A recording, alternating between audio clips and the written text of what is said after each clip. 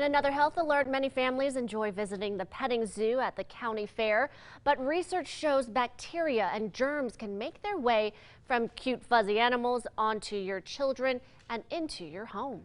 Cleveland Clinic children's doctor Frank Esper says this typically happens when children touch an animal and then touch their mouths. He recommends parents keep a close eye on their kids and also what they bring with them. The youngest of children also usually come in with sippy cups. That's not a good thing to have. You do not want to bring a sippy cup in with you into the enclosed pen with the animals, or pacifiers. Also, these are things that can be colonized from the environment and then it goes right into their mouth, so you don't want to bring that in with him. Dr. Esper says while most germs are very specific to either humans or animals, there are actually some germs that can travel from animals to humans and back and forth. The most common of these germs include E. coli and Salmonella, which typically cause gastrointestinal problems.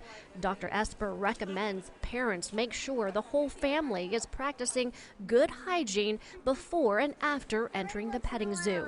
Dr. Esper recommends parents make sure the whole family is practicing good hand hygiene before and after entering the petting zoo. He says young children under the age of 5 have a higher risk of illness simply because they're not as good at washing their hands, and they also have a tendency to put their hands in their mouths.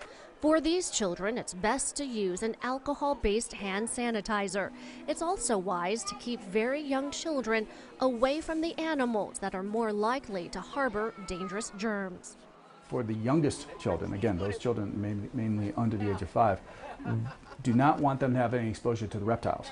Reptiles have a higher salmonella burden, so you want to say, especially for baby turtles, snakes, and other types of reptiles, you want to keep them away from the youngest children.